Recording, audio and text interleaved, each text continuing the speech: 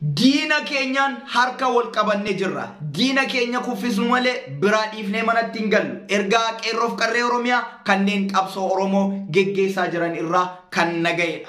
Egaa hordoftootaaf daawwattoota keenya akkuma seentaniin viidiyoo kana like godhaa, namoota biraa akka bira garuuf share godhaan dirqama Oromummaati. Akkasumas torbaawwan kana keessa hiriirri guutuu Oromiyaa keessatti geggeeffamaa jira. Kan guyyaa har'aa bifa viidiyootiin bifa viidiyoo biyya keessaa nageen kan isin bira gabaabsee isin bira geessu ta'a. Hanga xumura sagantaa kiyaatiin nafaana tura. Egaa hordoftootaaf daawwattoota keenya akkuma beekamu torbeen darbine kun torbee akkaan ummata Oromootiif hedduu gaddisiisaa fi taateen ummata addunyaa kanarratti raawwatin taatee ummata Oromoo irratti ta'ee argamedha. Osoo jirru morma keenya nurraa muranii ittiin nu caffaran, osoo lubbuudhaan jirru ilma Oromoo tokko irraa osoo nasbeedhaan jiru gogaa qaama isaa akka horiitti qalanii irraa baasan. Gara jabummaa akkanaa hedduu kan ummata addunyaatii fi ummata Oromoo akkasumas ummata Itoophiyaa biyyattii sana keessa jiran taatee gaddisiisedha. Hordoftootaaf daawwattoota keenya bifuma kanaan yeroo ammaa qeerroof qarreen Oromiyaa aaranii gadi bahanii qabsoo isaanii finiinsanii geggeeffachuu jiran. Ergaan bakka sanaa nu ga'e, ergaan hiriirtota irraa akkasumas qeerroof qarree Oromiyaa irraa nu ga'e akkas jedha. Diina keenya kuffisnu malee dhiifnee biraa manatti hin gallu. Yoo nuti dhiifnee biraa manatti galle deebi'anii boru tokko keenya mana irra deemanii nu funaananii mana hidhaatiin nu galchanii bakka sanaa baasanii nu ajjeesanii bineensa bosonaatii fi bineensa namaa kan gogaa ilma namaa uffatee jiru nu nyaachisa waan ta'eef yeroo ammaa qabsoo keenyaan harkaan wal qabannee jirra. Sirna kana sirna naafxanyaa maqaa Oromootiin kiiloo 4 jiru isa kana kuffisnu malee dhiifnee biraa manatti hin gallu. Bakka tokkoon geessinu malee daangaatti goonu malee yoo nuti dhiifnee biraa manatti galle akkuma jalqaba isinii dubbadhe sanatti tokko keenya nu ajjeesa ajjeechaa suukaneessaa nu ajjeesa akka nuti akka lammiitti ol deebinee hin dubbanne nu godha waan ta'eef diina isa kana diina maqaa Oromootiin kiiloo 4 jiru kana daangaa itti goone isa geggeessinu malee dhiifnee mana biratti hin galluun dhaamsa qeerroo fi hiriirtota hiriira nagaa mormii geggeessaa jiran kana waan ta'eef dhaamsa kana bifuma kanaan dhageettanii akka waliin geettan dhaamsa Oromummaatii fi warra dhiiga Oromoo ta'e hundi ergaan kun gurra keessan bu'ee akka ummata addunyaa ummata Oromoo addunyaa dhageessiftanii fi akkasumas qeerroo biyya keessaa waan dandeettaniin yeroon ammaa akkuma hubatamu akkuma kanaan dura irraa hubannu yoo ta'e ni beektan namoonni hiriira bayan bakka sanatti rasaasa diinaatiin dhaamuu malan gargaarsa barbaadan nuti ummanni biyya alaa jiru diyaaspooraan Oromoo yeroon ammaa kun yeroo ummata keenyaaf sagalee itti taanuu fi bira dhaabanne akka isaan qabsoo san geggeessan godhuu fi sagaleedhaan bira dhaabanne mallaqa qabnuun bira dhaabanne nama qabsoo irratti madaa'e akka wal'aannamu akka mana yaalaa argatu dirqama keenya waan ta'eef qabsoo bara 2014 hanga 2018 ture irraa hubannoo keessa galchuudhaan akka ummata Oromoo bira dhaabbattan ergaa Oromummaa asumaan isinitti dhaammadha. Egaa hordoftootaaf daawwattoota keenya ergaa biyya keessa irraa naga'e kanaan isinii noo jedhu hiriira guyyaa har'aa bifa viidiyootiin kan isin daawwachiisu ta'a. Hanga xumuraatti nafaana tura. Viidiyoo kana like gochuudhaan namoota biraa akka ga'u godhaa, share gochuun dagatinaan dirqama hunda keenya ilmaan Oromoo maraati. Hiriirri amma isin daawwattan kun hiriira qabsoo qeerroo Oromoo kan kutaa Arsii aanaa Shirkaati.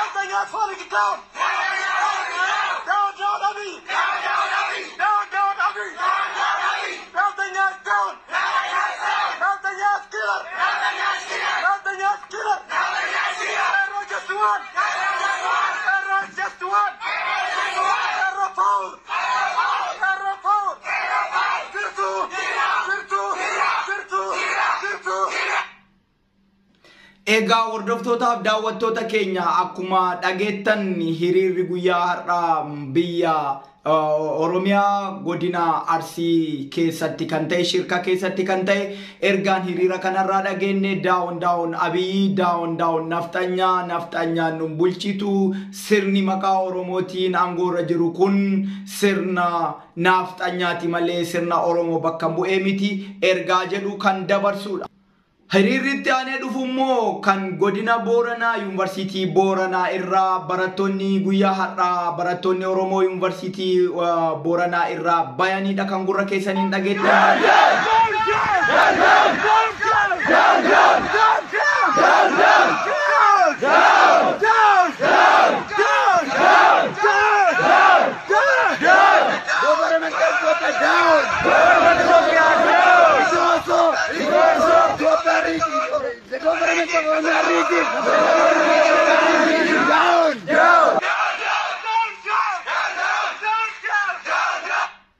Egaa kunni ergaan isaan dabarsan ergaadhuma barattoota shirkaatiin yookaan barattoota godina Arsii shirkaatiin ergaa wal fakkaatu kan dabarsan daawun Abiyyi daawun nafxanyaa ergaa jedhu kan dabarsanidha. Hiriirritti aanee dhageettan akkasuma magaalaa Finfinneetti barattootaa fi barsiisonni mana barumsaa burqaa waayyuu yeroo ammaa uummata isaaniitti barsiisota dabalateeti jechuudha. Hiriirri amma argitan kun akkasumas ka barsiisotaan hoogganamee fi barattootaan dabalame jechuudha. Barsiisonnis qabsoo kanatti makamanii jiranii magaalaa Finfinneeti.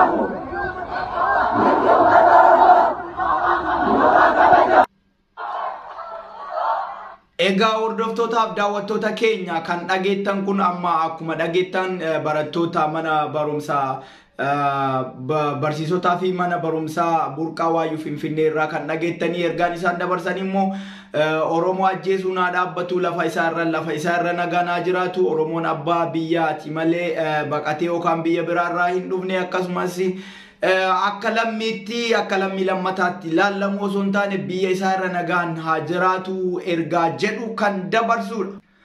Hiriirri guddaan guyyaa har'aa bahame inni biraan immoo Harargee Ciroo kan dhageettan gurra isin buusa.